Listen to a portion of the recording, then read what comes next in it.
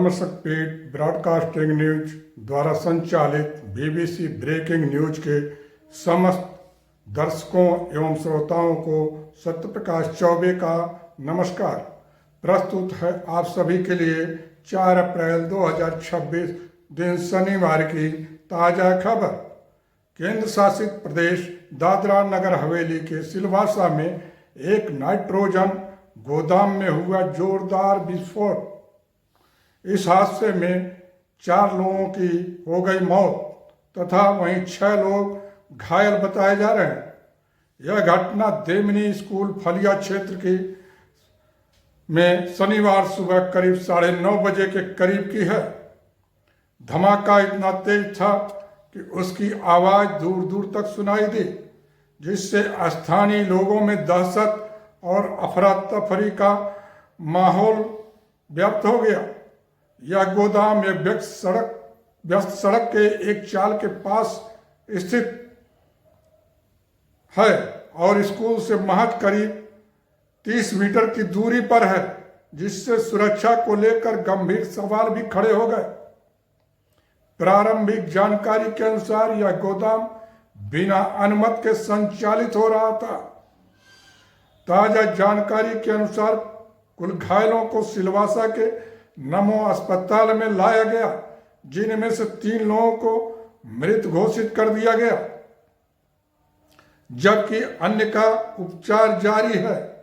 घटना की सूचना मिलते ही फायर ब्रिगेड और 108 एम्बुलेंस मौके पर पहुंच गई थी तथा राहत बचाव कार्य शुरू कर दिया था। एहतियात के तौर पर पूरे क्षेत्र को घेर लिया गया। शुरुआती तौर पर तकनीकी खराबी या लापरवाही की जताई जा रही है आशंका। फिलहाल सच्चाई सामने लाने हेतु प्रशासन ने मामले की शुरू कर दी है जांच। एक खबर संत कबीर नगर से आ रही है, जहां फसल में आग लगने से मच गया हड़कंप। प्राप्त सूचना अनुसार जनपद संत कबीर नगर के समरियामा क्षेत्र स्थित करही व कर्मा खान सिवान में स्थित खेतों में पककर खड़ी गेहूं की फसल में लगी भीषण आग। किसानों का हुआ भारी नुकसान। एक और खबर उत्तर प्रदेश परिवहन विभाग में हुए घोटाले से संबंधित आ रही है। मिली सूचना अनुसार उत्तर प्रदेश परिवहन निगम की ताजा समीक्षा रिपोर्ट ने विभाग के कामकाज पर गंभीर सवाल खड़ा कर दिया है। समीक्षा के दौरान जनवरी 2025 से फरवरी 2026 तक की अवधि में प्रदेश भर में 1671 चालक ऐसे पाए गए जिन्होंने 1 भी किलोमीटर बस नहीं चलाई, फिर भी लेते रहे वेतन। इसके साथ ही 1069 परिचालक भी 0 किलोमीटर श्रेणी में दर्ज किए गए हैं।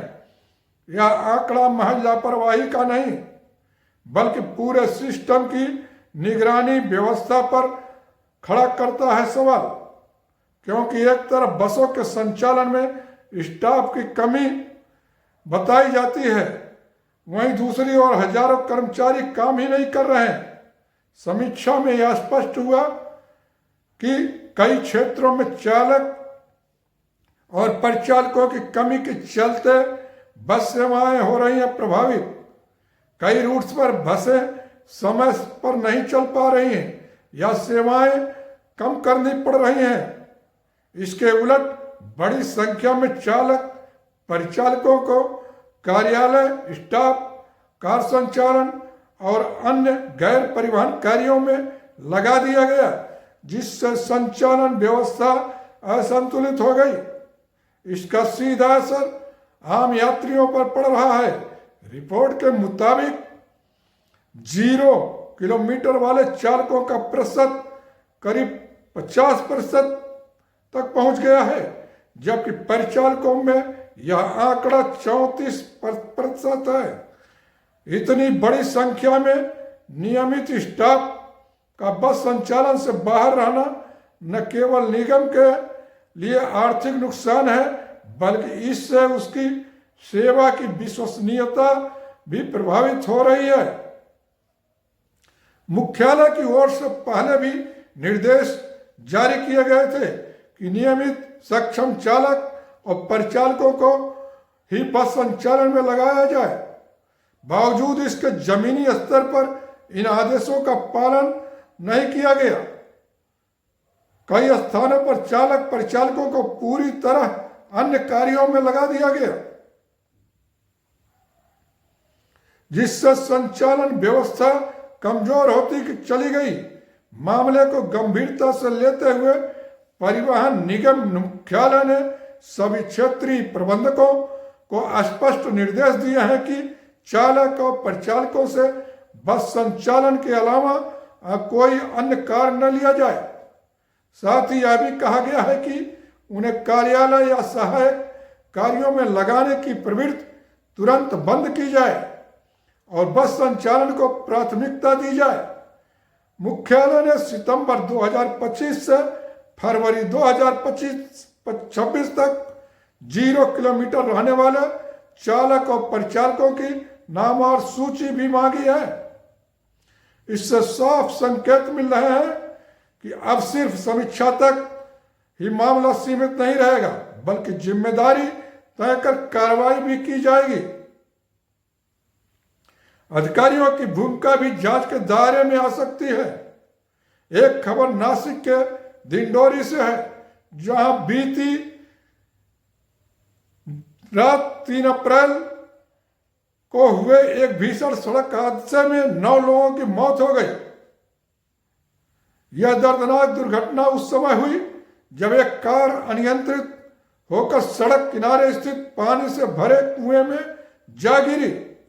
इस हादसे ने पूरे इलाके को सदमे में डाल दिया। जानकारी के अनुसार इस हादसे में जान गंवाने वाले सभी 9 लोग दिंडोरी के दरकुडा परिवार से थे।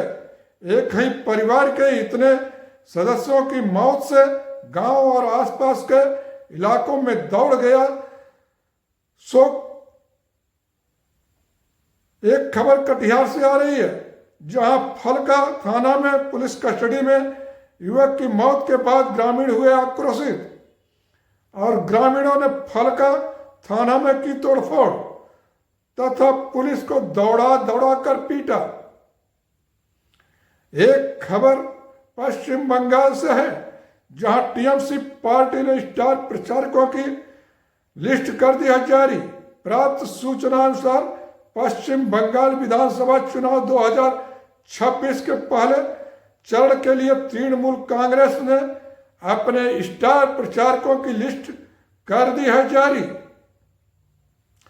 इस लिस्ट में लोकप्रिय मुख्यमंत्री ममता बनर्जी, एआईटीसी महासचिव अभिषेक बनर्जी, टीएमसी नेता फरहाद हकीम, सुब्रता बख्शी, चंद्रिमा भट्टाचार्य, कल्याण बनर्जी समेत अन्य प्रमुख नेताओं के नाम है शामिल।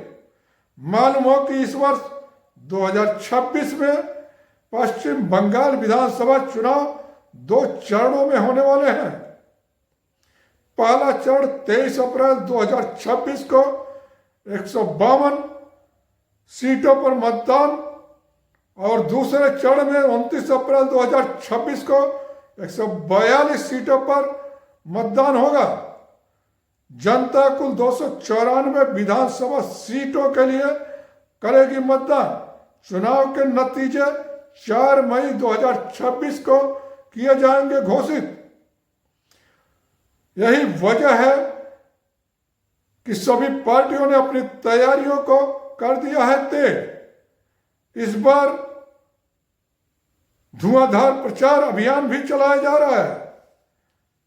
वहीं पश्चिम बंगाल में टीएमसी के मुकाबले में बीजेपी भी कर रही है भरपूर कोशिश। अभी तक आप सभी देख व सुन रहे थे सत्य प्रकाश चौबे द्वारा प्रस्तुत 4 अप्रैल 2026 दिन शनिवार की ताजा खबर। अब हम आपसे लेते हैं विदा। कल पुनः हम आपके लिए लेकर प्रस्तुत होंगे 5 अप्रैल 2026 दिन रविवार की सच्ची ताजी खबर। तब तक के लिए नमस्कार, शुभ रात्रि।